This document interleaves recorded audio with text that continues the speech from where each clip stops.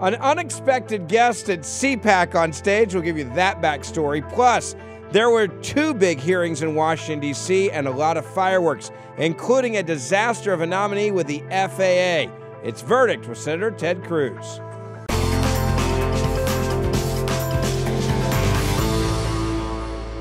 Senator, nice to be back with you. I've seen you a lot this week, some in D.C., some back here in Houston, and I do think we should explain to people what happened at CPAC. It was supposed to be, and we had dinner the night before. We planned out a big show. Some of that we're going to actually do in today's show. But right before we were to go on stage, there was a vote called in the Senate that was pushed up. You guys, I learned very clearly that day, have no clue what your schedule is. And then we said, basically, all right, here's our audible. All the senators have to leave CPAC, go back and vote. We'll have J.D. Vance on the show, and that's kind of how it went down, which was really fun. Yeah, it was entirely inaudible, so we were planning to do the pod from the stage of CPAC. It was going to be you and me, and then we had a vote at 1:45 that we had to get back for. And so Matt Schlapp came to me and to you and said, look, I got 30 minutes till you guys are telling me you got to leave. And he said, I've got you, and I got J.D. Vance. And I said, if you want, I can just cut the time in half, give you 15 minutes each, which is less time than we're supposed to have. Yeah. Or you can somehow combine it. And so you and I looked at each other and we're like, okay, we're going to do a guest. And look, it helps J.D. and I are friends. So, but it was... And you campaigned for him, which was, I think he actually really enjoyed the fact that it was almost coming full circle. Yeah. No, it was a nice... But we literally didn't know we were doing it until about 10 minutes before we went on stage with him. Yeah. And J.D. had a whole speech prepared, so I don't know what he was planning to talk about, but he had a speech prepared, and it's like, okay, I'll come on Verdict instead. And it now I will say to give a sense, look, CPAC has a big reach both for the people in the room, but also for the people watching. So when I invited people, I said, listen, if you want to subscribe to the podcast, I said, pull out your phone and text the word Verdict to 24005. Which, by the way, everybody can do right now. If you're watching this podcast, that's the easiest way where you can subscribe to the podcast. It's free, but you did that to the audience. Yeah, I did that to the audience. I told them, pull out your cell phone. And you can see all across the audience, people pull out their cell phone. And I told them, text the word Verdict to 24005. And I always repeat it at least twice, 24005. You know how many people sent that text? How many? 1,105. That's really cool. And so what you get back is a link to subscribe to the podcast. And so that was CPAC is always a blast, but I thought it was a good and lively show, and having JD made it all the more fun. It was really fun. I got to ask you something else quickly because it was an interesting weekend of news coverage. There was CPAC and there was Club for Growth, their meetings down in Florida. You were one of very few that actually did both because they both are very important to us winning back the White House. And you went to both, which obviously people are like, all right, is the Republican Party divided? Are we going to get our act together and really coalesce and work together, these different wings of the party? I came out of CPAC more encouraged. I did not go to Florida with you. Did you come back encouraged saying we can pull this off? Oh, yeah. And look, the two are very different. I mean, there was a lot of media coverage saying that CPAC was basically Trumpapalooza, that it was a lot of Trump supporters there. And the people speaking at CPAC are mostly closely aligned with President Trump. Club for Growth, a lot of folks were calling it essentially DeSantis-palooza. Yeah. And a lot of the folks there are not aligned with President Trump. And I will say I was one of very few people to be at both. And it's, we've got a big, diverse party, and I'm good friends with President Trump. I'm good friends with Ron DeSantis, too. And so and I'm focused with both of them and everybody else on trying to turn the country around. I think we're in a good place overall heading into the presidential. Was that your take coming out this weekend that, hey, we're going to be okay? Because there's a lot of people that think we're writing doom and gloom stories over the weekend. I didn't see it that way. Yeah, look, we'll see. There's still a whole lot of chaos between now and Election Day. I think Biden is badly off track, and so we've got an opportunity for a huge victory in November of 2024. Republicans got to avoid shooting ourselves in our own rear end, and so hopefully that's what Republicans will do. There was a story we were going to get to talk about at CPAC. We didn't get to play it because obviously we pulled an audible. And it dealt with, there was actually two different hearings, not one, but two different hearings that took place on the same day at the same time that were extremely important. Give a little background on that day on Capitol Hill, because one of them was dealing with Garland, and you were questioning there. There was another one dealing with the FAA and a major position there, and they were happening at the exact same time. Is that normal? Well, it happens a lot. It's one of the stranger things about the Senate is you'll often have multiple hearings going on at the exact same time. I'm on 4 different committees. I'm the ranking member of Commerce, so the senior Republican on the Commerce Committee. I'm on Judiciary, I'm on Foreign Relations, and I'm on Rules and Administration. So those are the committees I'm on. And frequently, you'll have multiple hearings, and you have to go back and forth and back and forth. So when you see empty chairs at a hearing, that's sometimes because senators are having to run to different buildings. It so happened that the hearing with Merrick Garland was at the exact same time, 10 a.m. on Wednesday, that the confirmation hearing for the Biden's nominee to be administrator of the FAA, really important position in charge of keeping airplanes safe and keeping us safe when we fly home. They were both at 10 a.m. And what that meant, so Judiciary has a rule, which is that your order of questioning is based on seniority, but it has what's called a gavel rule, which it's seniority for every member present when the gavel comes down. So if you're not there when the gavel comes down, everyone down dais jumps in front of you. And so I'm 5th in seniority on Judiciary. I'm one of the most senior Republicans on Judiciary. So that morning, what I had to do is I was in Judiciary at 10 a.m., and actually Durbin was 3 minutes late, which was kind of really irritating because I just needed to be there for him to bang the gavel. I was there at gavel, which meant I could speak in my order of seniority and not wait until the very last Republican to ask my questions. So as soon as he banged the gavel, I got up and walked very quickly to a totally different building to the Commerce hearing where I was the senior Republican. And so the Commerce hearing had already started with my chair empty, and I made it there by the time I got started. But that sort of thing happens a lot in the Senate. It is a new challenge with my being now a ranking member on a full committee because I've got greater responsibilities to be there for much more of the hearing than if you're just a member of the committee. You usually show up, do your questions, and leave. So as ranker, you try to be there as much as possible. That is an interesting thing that I guess is, and is that new that they do that with a gavel, or has that been throughout history? It's always been the gavel rule. It's usually pretty easy for me because, look, Judiciary, I like the issues. I care about it. On any important hearing, I'm usually there at gavel. It's going to be more challenging the next 2 years because I've got more responsibilities on Commerce now, and so I've got to juggle them both. I want to go back to the Garland questioning. There was one part, like I said, we didn't get to cover at CPAC. We want to make sure we hit that today. Before I play a very contentious moment between you and the Attorney General Garland, I want to remind everybody about Augusta Precious Metals. If you are wanting to protect your retirement, if you want to protect what's happening with this crazy economy, we're talking about using gold and silver as part of your 401k or your IRA, and you've saved $100,000 or more, you need to check out Augusta Precious Metals. Augusta Precious Metals does things a little bit differently. They actually do a web conference with you where you sit down with them and they talk about your financial future.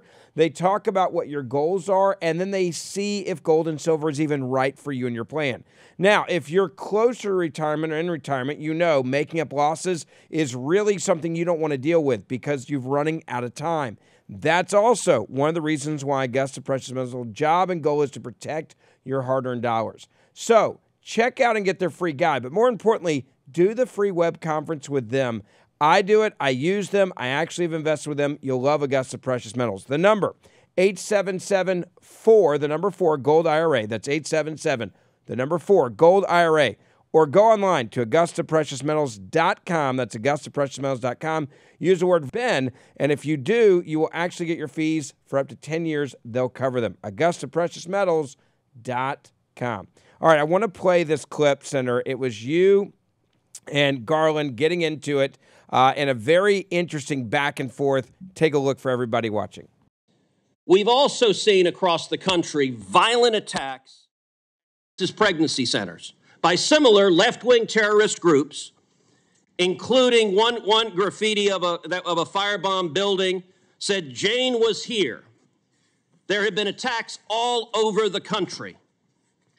And yet, the Department of Justice has not brought these violent criminals to justice. You contrast that. If you're a violent criminal and you attack a crisis pregnancy center, that is not a priority in the Biden Department of Justice. Contrast that to Mark Houck, who's a pro-life activist. He's a sidewalk counselor. And he had an altercation with someone who allegedly interfered with his son's personal space and threatened his son, and he pushed him. Now, in an ordinary world, pushing someone would be maybe a simple misdemeanor assault, but not under the Biden Department of Justice. If you're a pro-life activist, what can you expect? Well, in this instance, according to Mr. Houck's wife, 24 agents clad in body armor and ballistic helmets and shields and a battering ram showed up at his house pointing rifles at his family. Why do you send 24 agents in body armor to arrest a sidewalk counselor who happens to be pro-life, but you don't devote resources to prosecute people who are violently firebombing crisis pregnancies? It is a priority of the department to prosecute and investigate and find the people who are doing those firebombings. They are doing it at night and in secret. And we have found one group which we did prosecute. You found one. How many have there been? How many attacks? There have been a lot. And if you have any information specifically as to who those people are, we would be glad. We would be glad to have that. If you're an American, you see this, it's got to scare the hell out of you that there is two separate ways that this Department of Justice is working. Oh, are they Republican? Oh, let's really go after them. They're conservative? Let's go after them. They're a Christian? Let's go after them. They're a sidewalk counselor. Let's send 20-plus men there like it's the military raiding your home. Well, look, the double standard is obvious. With regard to the bombings and the attacks on crisis pregnancy centers, you heard the Attorney General articulate a new rule at the Biden Department of Justice. Apparently, they don't do violent crimes anymore if they happen at night. Yeah, too hard to investigate. You know, your dad, how many years was your dad a cop? I mean, decades. He was in law enforcement and still works for the Sheriff's Department now. So was it the rule that you only went after criminals if they committed crimes during the daytime? No. In fact, he usually works still nights because that's when the stuff's going down. It's the most asinine statement of, well, gosh, it happened at night. You know why they haven't had any prosecutions? Because he doesn't care about this. He is sympathetic to the violent criminals. He made the decision to devote thousands upon thousands of man-hours to going after the January 6th protesters. If you're a little old lady who was in the mall on January 6th waving an American flag, he wants to know everything about you. If there was bank records, if you just happened to be in D.C. during that time, they were saying, well, maybe we should look at those people too. It is real simple. They aren't bringing prosecutions because it's not a priority, because he doesn't care. And, you know, Mark Houck, it's amazing. He offered to turn himself in. His lawyer said, all right, if you're going to prosecute me, my client will turn himself in. But the Biden Justice Department decided, nope, we don't want you to turn yourself in voluntarily. We're sending literally 20-plus FBI agents. And I asked him, the next question I asked that we didn't play there, but I asked him, did you personally authorize that? He claimed he didn't. And this is the pattern Merrick Garland followed at most of the hearing, is just dodging responsibility. Well, it's the FBI that does it. Well, it's the FBI that does it. Well, you know, He's in charge of them. He is in charge. The FBI reports to the Attorney General. The FBI is under the Department of Justice. And I asked him, okay, well, it happened. Do you wish to apologize to Mrs. Houck and to their 7 children that were woken up early in the morning by 20-plus FBI agents with rifles pointed at them? And he said, no. No, he doesn't. He doesn't apologize in the slightest. By the way, Houck pushed a guy. You know, they brought the case. Merrick Garland prosecuted it, not personally, but the Department of Justice under That him he prosecuted. leads, yeah. The jury acquitted him in a matter of minutes. The jury looked at it and said, this is stupid. No, we're not going to send a guy to jail for 13 years. That's what the statute that Merrick Garland went after this sidewalk counselor on made him liable for up to 13 years, and that's the political double standard we have. There was two things in that back and forth that really stuck out to me. One of them was he's asking you, if you have evidence, bring it to him. And it was a snarky line. Yes. I understood why he said it. But I also think it was one of those, oh, you know what moments. When you watched it afterwards, that he walked into basically saying, I'm literally not looking for evidence. By default is what he was basically admitting, saying, if you've got something, give it to me because I don't have it and I'm not looking for it. Well, and look, we at the last podcast we did at CPAC, we played my questioning with him about the protesters at the Supreme Court Justice's house. He also pled ignorance there, and there he blamed it on the marshals. And this is an interesting. So it is true that there were marshals there to protect the justices. So I'm glad they were there. That was necessary, particularly given that we know someone traveled from California with a gun and a knife and burglary tools to murder Justice Kavanaugh, a leftist mad about the leaked Dobbs decision. But he tried to avoid responsibility by saying the marshals decide whether to arrest someone. Now, he's right. The marshals on site decide whether to arrest someone. But what he refused to take responsibility for is it is the prosecutor, and only the prosecutor, who decides whether to charge someone, whether to actually go to a grand jury, seek an indictment, get an indictment. Only Merrick Garland, only the Department of Justice can get a federal indictment. And once again, he says, well, gosh, no one was arrested. These protesters at the justices' houses put up pictures of themselves on social media. They are confessing and they're to the crimes they committed, which is to flaunting influence it. And the statute's clear. I don't think we've spent enough time on this, so I want you to explain why, not just the Supreme Court, but in general, why we have serious laws about intimidation of judges, of jurors. Why is that in place across all sectors of our legal system? Because we need to have a legal system that operates fairly and free of intimidation. So you've got, it is a federal crime to protest in front of a juror's home in order to influence the outcome of a case. You know, you think about it, let's suppose you're a mob boss and you find out where the jurors live, and while the jurors are still considering the case, guilty or not, you send a bunch of folks to their home. That's called jury tampering, and you're going to go to jail, quite rightly. You're supposed to, anyway. You're supposed to. The same is true for a judge. Look, the protesters were outside the justices' houses before the Dobbs opinion had issued, so there'd been a leaked opinion, but the court had not issued the opinion. Any one of those justices could have changed their minds, and that's why the law says, look, you're not allowed to go and try to intimidate judges into changing their rulings. You're not allowed to go try to intimidate jurors into changing how they're going to vote in a case. And Merrick Garland knows all of that. The amazing thing is he was a judge for 24 years. He knows that. He just agrees with the protesters in front of the justices' homes, and he's sympathetic. Agrees is probably too strong, but he's sympathetic to the violent attacks on the crisis pregnancy centers. He's certainly not willing to put serious man hours into trying to find out who did it because it's not important to him. One other thing, and you as a lawyer, I go back in my mind to Waco.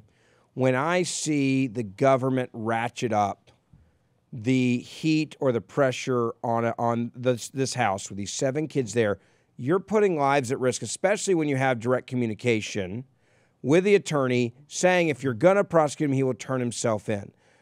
I'm assuming the reason why they have that communication, you turn yourself in if you're going to be prosecuted, is so that there isn't a misunderstanding or this under siege moment or guns drawn when there doesn't need to be guns drawn, because your attorney is going to walk you into a courthouse and book you, and they offered to do it. They didn't do it. And I say Waco because my point is, one bad moment, one accident, one ratcheting up here, you're putting family members at risk now just because you're trying to say, we're the government? Sure. No, it's designed to terrorize. Listen, the Department of Justice has not pointed to any evidence that they had reason to think that Houck was dangerous. You know, look, if you're going to arrest Tony Montana from Scarface, then you may need 20 agents and rifles and body armor. Like if you're going to a drug dealer or a gangbanger or a violent criminal, someone that shows that they're willing to kill you. Yeah, that's the circumstances where you need that kind of show of force.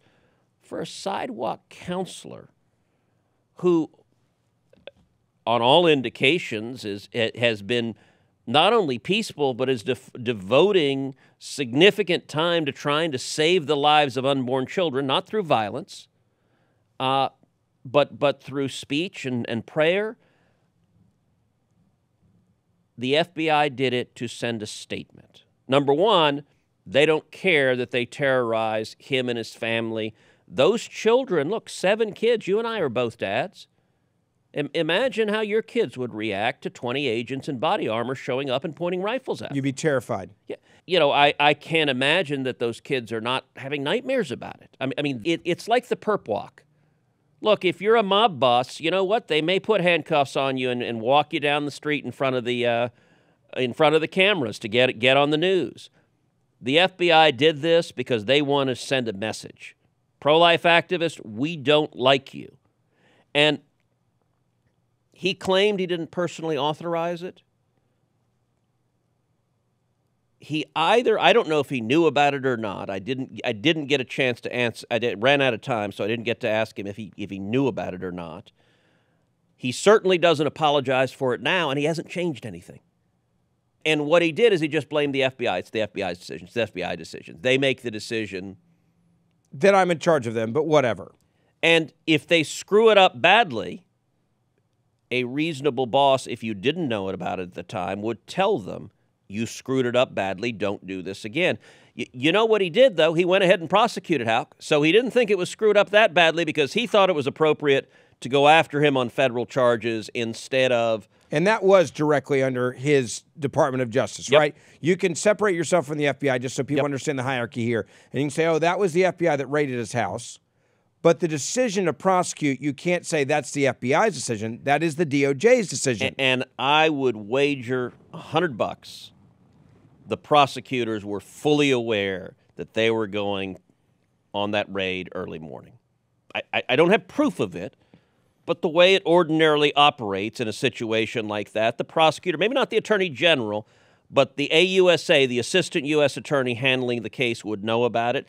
And depending at what level, look, I would love to know who at the Department of Justice signed off on this use of force, who signed off on this prosecution, how far up the chain it went. And if we had a Department of Justice that actually was accountable to the people, we would know the answer to those questions. You know, the questioning from Garland's look, he's offended that senators dare ask him questions. He doesn't want to answer anything. And much less imply they did something wrong. And it's not just that he looks at senators on the Judiciary Committee, which, by the way, is charged with oversight. It is literally our responsibility to engage in oversight over the Department of Justice. And we do that for both Republican and Democrat administrations. But his contempt is really contempt for the American people, because it is saying you have no right to second-guess me. I will not answer your questions because I don't answer to you. That's really dangerous. Yeah, it's dangerous. And while that was going on, there was another important hearing that was going on that deals with the FAA and another script there. Before we get into that, I want to remind you about Patriot Mobile. They are the only conservative Christian cell phone provider in the country. Why does that matter to you? Well, when you have a cell phone, and probably 99% of you do, when you use your phone, when you send a text message, and when you pay your bill, you're actually supporting conservative causes that you actually want to stand up for. We're talking about standing up for our First and our Second Amendment rights. And Patriot Mobile, when you pay your bill, a portion of your bill every month goes back to support these organizations and causes, including standing up for the right of unborn children and helping with adoptions. Patriot Mobile is a company that when I pay my bill, I feel good about it because I know that I'm making a difference. I'm sitting with a company that actually stands with me on these issues and not fighting against me. You get to keep your same cell phone number, and 99% of the time you can keep your same cell phone or upgrade to a new one. So how do you save money and how do you switch? It's easy. 878-PATRIOT. That's our new number, 878-PATRIOT. Or go online to patriotmobile.com/verdict. You'll use the promo code VERDICT when you call them or online. You'll get the best deals of the day. Their new number, 878-PATRIOT. Senator, you mentioned there was a lot going on the same day. The FAA administrator nominee has become a disaster. And there's also an issue here of public corruption with this individual. But I want to start with just you kind of laying the groundwork for this guy at this hearing. Basic questions. FAA is a big job. Being in charge of it's an even bigger job. And making sure you know, like, what the FAA does, kind of important. Take a look. Thank you, Madam Chair. Mr. Washington, you've emphasized your time as CEO of the Denver Airport, 20 months. Have you ever flown a plane? Thank you for the question, Senator. No, I have never flown a plane. So you weren't a military pilot or a commercial airline pilot? No, Senator. Have you ever worked for an airline? No, Senator. Have you ever worked as an air traffic controller? No, Senator. You ever worked for a company that manufactures airplanes? No, Senator. You ever worked for a company that fixes airplanes? No, Senator. So for 20 months, you've been in charge of the Denver airport. You're in charge of the airport's buildings, correct? I am in charge of everything that goes on at that airport. Okay. Well, I'm not sure that's exactly right. You're in charge of parking at the airport. Is that correct? How many parking spaces are there at the Denver airport? Thousands. Okay. You're in charge of all the shops and restaurants in the airport. How many restaurants are there in the Denver airport? We have anywhere from 150 to 200 or so. You're in charge of coffee shops and clothing stores and newsstands. You're not in charge of the pilots, are you? No, Senator. You're not in charge of the airplane mechanics, are you? No, Senator. You're not in charge of the air traffic controllers, are you? No, Senator. You're not in charge of any of it. Look, I got to say, this nomination is really astonishing. Look, FAA is a really important position. And if you look back at the people who've been nominated to lead the FAA, under both Democrats and Republicans, they're typically really senior individuals in aviation. Would it be fair to say a nonpartisan nominee? Usually. Yeah. They're usually someone that has 20, 30, 40 years experience in aviation. Many of them have been military pilots. When I asked you, you weren't a military pilot. An awful lot of FAA administrators were military pilots.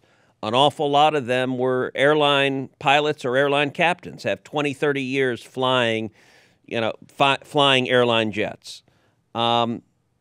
Frequently, they have experience in management at an airline. Frequently, they'll have experience dealing with aviation safety. Frequently, they'll have certifications and other experience. Like, it is a technical position.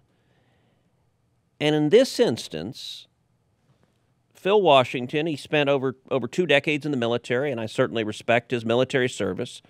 In the military, he was not involved in aviation. So his military service is honorable. It just doesn't have to do It's just irrelevant to this new job. It doesn't have anything to do with planes.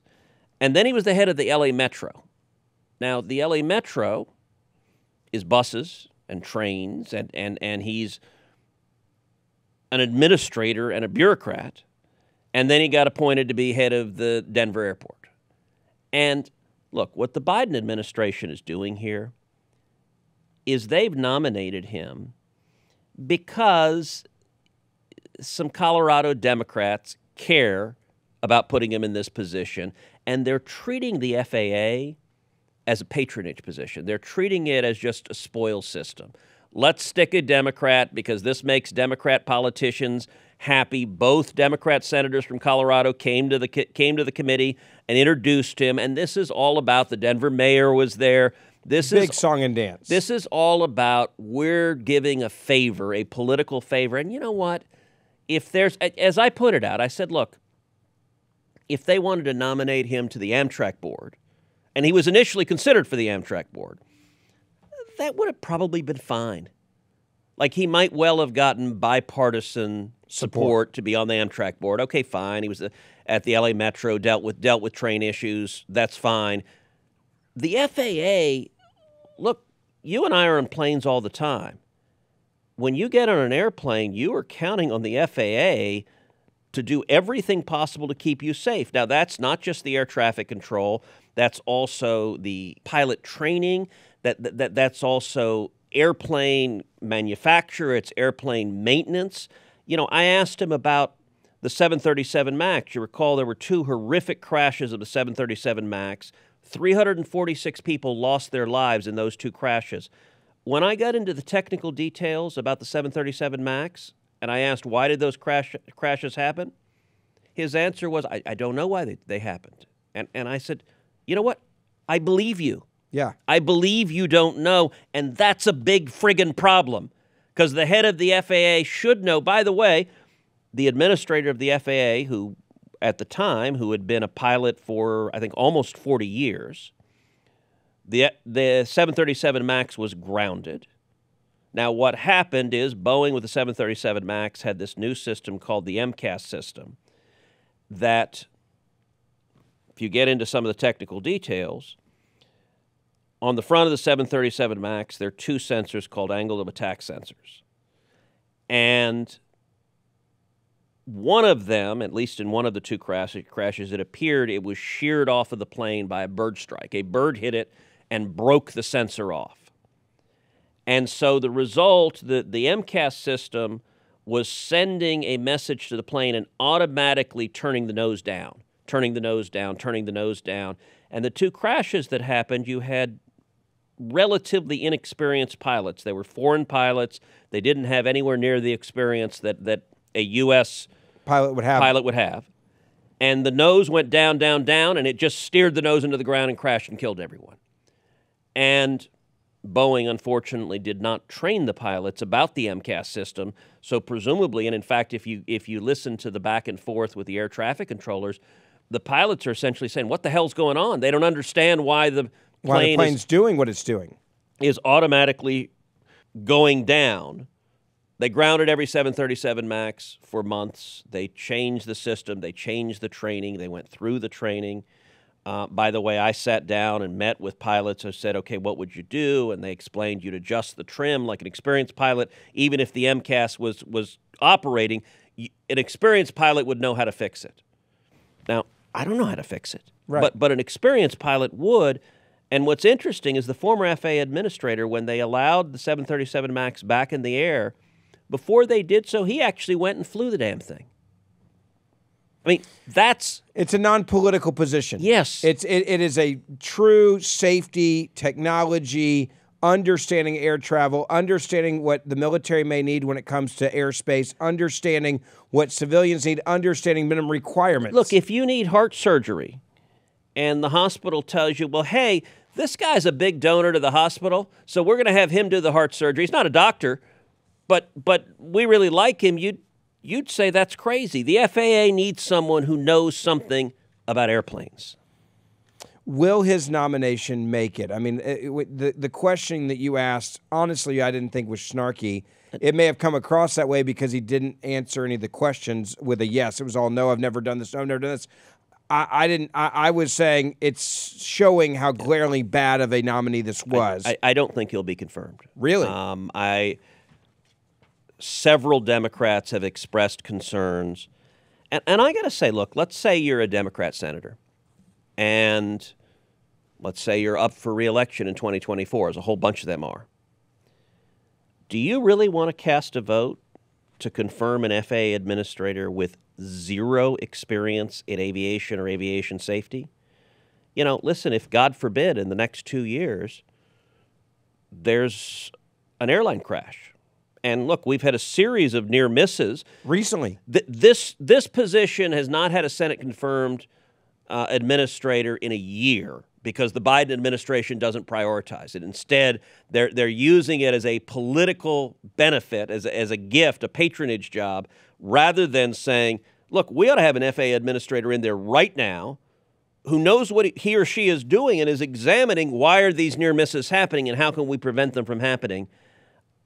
But if you're a Democrat senator, and God forbid there is an airline crash, do you really want to be going to your voters saying, yeah, I voted to put in place a guy who had no idea what he was doing, and now a bunch of people, well, and their lives have been lost. I want to also, I think there's a clip of you that was brilliant summing up the lack of qualifications this guy. I want to play that in a moment. Before we get to that, though, I want to tell you about our good friends over at Chalk. If you're a guy and you're getting older and you feel like you're losing that edge, there is a way to get that edge back with testosterone replacement, and that is what my friends at Chalk do. CHOQ, they are here to help real men, real American men, maximize your masculinity by boosting testosterone levels up to 20% over 90 days. Now, I've been taking the Chalk Male Masculinity Stack, and it actually really does work. You can up your testosterone levels over 20%, up to 20%, over a 90-day period. My buddy Jesse Kelly talked about this as well. He was like, Ferguson, you got to try it. You'll see the difference. So if you're a guy, you're getting a little bit older, and you're ready to get back that edge, check out Chalk, CHOQ.com, CHOQ.com. Use the promo code BEN for 35% off any Chalk subscriptions for life, and you can cancel anytime. CHOQ.com, code BEN for 35% off. Senator, this one clip of you kind of just talking about like qualifications should matter with this guy, it went viral. I want everybody to see it if you missed it because it's brilliant. Take a look. FAA administrator is a specialized position. I'm not qualified to be FAA administrator. I have no idea how to fly a plane. No one in their right mind would put me in charge of aviation safety because I don't have that experience. I suspect most of the members of this committee are in a similar position. The American people, when they think about aviation safety, when they think about, I played in this committee, a Southwest Airlines and FedEx plane almost colliding at Austin's airport. They want an FAA administrator who knows why those planes crash and knows how to fix it to keep them safe.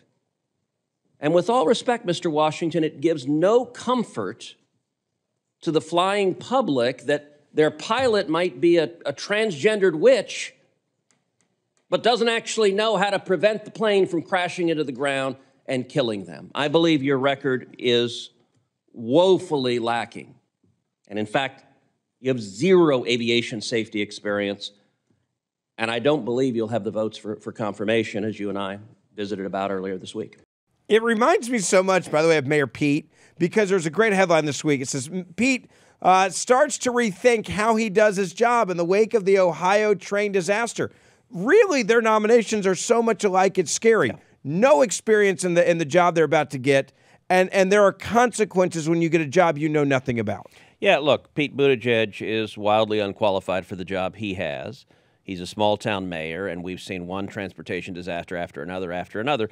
The FAA reports to the Secretary of Transportation. So just like the FBI reports to the Attorney General, the FAA administrator reports to the Secretary of Transportation. So, you know, if Biden's FAA nominee is confirmed, I can imagine the conversation of Phil Washington saying, well, I don't know what this aviation safety is about. And Buttigieg say, yeah, me neither. Let's go have lunch. It is stunning, and it's dangerous. Look, in some ways, this nomination is even more dangerous than Buttigieg's. Look, DOT is at least a big agency, and you assume the components have experts in them. When you're talking about the FAA, the guy running it is supposed to know what the heck he's doing. And Washington doesn't have that background. I'll tell you, there's a whole different concern with Washington. That Pete didn't have, by the way. That we know of.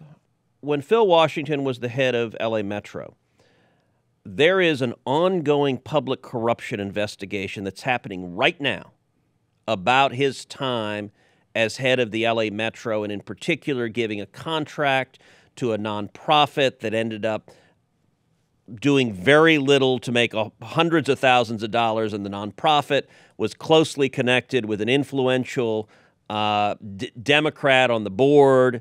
And so the investigation that's ongoing, it's not being conducted by some right-wing group. It's the LA sheriff who executed a search warrant. Now, unlike Biden's DOJ, I don't think the search warrant was executed by 20 agents with machine guns. Sure. But who executed a search warrant seizing the emails and communications from Phil Washington about this appointment. And just recently, the California Attorney General has taken over the investigation. So my office called the staff of the California Attorney General last week, a week before the hearing, and said, okay, what's going on with the investigation? And they said, it's still ongoing. We're actively investigating, and Phil Washington is materially involved in the investigation. And my staff said, well, has anyone talked to you about the investigation? Did the White House talk to you about the investigation? Did the FBI talk to you about the investigation? Did Senate Democrats talk to you about the investigation? They're like, nope, nobody has. No one called, no one cares. So he's literally being investigated right now, and yet the Biden White House is trying to put him in a position without knowing the outcome of the investigation. In which we have a clip about this. Take a look. And it is more than a little troubling. I think it's fair to say California sheriffs, the LA sheriff, and the California Attorney General are not Republicans. They're not right-wing activists with an axe to grind. And the fact that this corruption case is ongoing, it's truly remarkable that this committee is considering confirming a nominee in the middle of an ongoing investigation for public corruption. And I am hard-pressed to think of anything more damaging to the FAA than not only confirming someone who is not qualified and has no experience in aviation safety, but secondly, doing so while a public corruption case is ongoing, which, according to the terms of the search warrant, implicates you directly. And if it so happened that you ended up indicted as a result of this ongoing investigation, I don't know if that will happen or not, the investigation needs to conclude. What sort of damage would it do to the FAA to have the administrator indicted on public corruption? It's a fair question, by the way. It's an important question, and you would think this administration would have said, let's pump the brakes on this guy. Maybe we pull him off the table, find someone who's qualified, and yet they're like, nope, full speed ahead. Yeah, look, what they need to do, they need to pull this nomination, and they need to nominate someone who's qualified. And if they nominate someone who's qualified, who has real experience in aviation safety, that person is going to get confirmed with a big bipartisan majority. We all want to see someone in the FAA who knows how to make air travel safe. And right now, the Biden White House is putting politics above the safety of you and your kids. Well done this week in Washington. I'm glad people know what's going on. We're getting to expose the stuff that the media is not even covering or talking about. These were two very, very important hearings. For everybody that's watching, don't forget we do the show 3 days a week. 1 day is with video. The other are just audio only. So you can tell Siri or Alexa, play Verdict with Ted Cruz. You can download it and make sure you get every episode wherever you get your podcasts, Apple, iHeartRadio app, Spotify, it doesn't matter. You can grab it there. It's free to subscribe, so hit that auto download or subscribe button, and you'll make sure you get every single episode. And we'll see you back here in a couple of days.